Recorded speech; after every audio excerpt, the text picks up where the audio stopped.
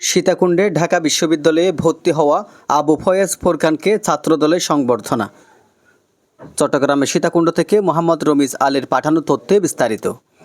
চট্টগ্রামের সীতাকুণ্ড পৌরসভা ১ নং ওয়ার্ড ছাত্রদলের যুগ্ম সাধারণ সম্পাদক আবু ফয়েজ ফোরকান ঢাকা বিশ্ববিদ্যালয়ে ভর্তি হওয়ার গৌরব অর্জন করায় তাকে সংবর্ধনা প্রদান করেছে সীতাকুণ্ড পৌরসভা ছাত্রদল। এই ব্যতিক্রমী আয়োজনটি স্থানীয়ভাবে প্রশংসিত হয়েছে এবং এটি নিঃসন্দেহে ফোরকানের শিক্ষা জীবনে একটি মাইলফলক হয়ে থাকবে।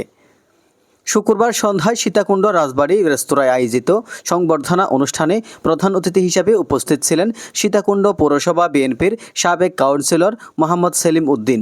অনুষ্ঠানে সভাপতিত্ব করেন সীতাকুণ্ড পৌরসভা ছাত্রদলের সদস্য সচিব মোহাম্মদ কামরুল ইসলাম বাবলু এবং সঞ্চালনায় ছিলেন সীতাকুণ্ড পৌরসভা ১ নং ওয়ার্ড বিএনপির সাধারণ সম্পাদক নুরুল আলম বাবলু। অনুষ্ঠানে বিশেষ অতিথি হিসেবে উপস্থিত ছিলেন সীতাকুণ্ড পৌরসভা জিয়া মঞ্চের সভাপতি মোহাম্মদ আক্তার হোসেন, চট্টগ্রাম বিশ্ববিদ্যালয়ের মেধাবী শিক্ষার্থী মোহাম্মদ আলাউদ্দিন, সীতাকুণ্ড পৌরসভা মৎস্যজীবী দলের সাংগঠনিক সম্পাদক জয়নাল আবেদিন, সীতাকুণ্ড বিশ্ববিদ্যালয় কলেজ ছাত্রদলের সাধারণ সম্পাদক সাকিব ভুইয়া, ছাত্রদলের সাবেক সদস্য আবু সায়েম, যুবদলের সাধারণ সম্পাদক মাইনুল ইসলাম ও ছাত্রদলের উপদেষ্টা মাসুদ।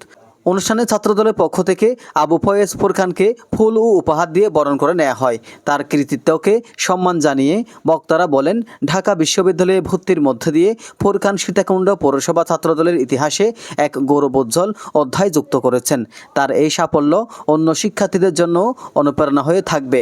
বক্তারা আরও জানান, ছাত্রদল ভবিষ্যতে মেধাবী শিক্ষার্থীদের পাশে থাকবে এবং যে কোনো সহযোগিতা করতে প্রস্তুত।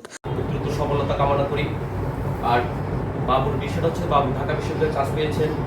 সীতাকুণ্ড পৌরসভা ছাত্র পক্ষ থেকে আমি বলি, আমাদের সর্বোচ্চ সহায়তা থাকবে বাবুর পাশে, আমরা সকলে থাকবো। অনুষ্ঠান শেষে আবু ফয়েজ ফোরকানের সফলতা কামনা করে তাকে শিক্ষা জীবনের আগামী যাত্রার জন্য শুভকামনা জানানো হয়। Ejaz Nizamuddin, desk report.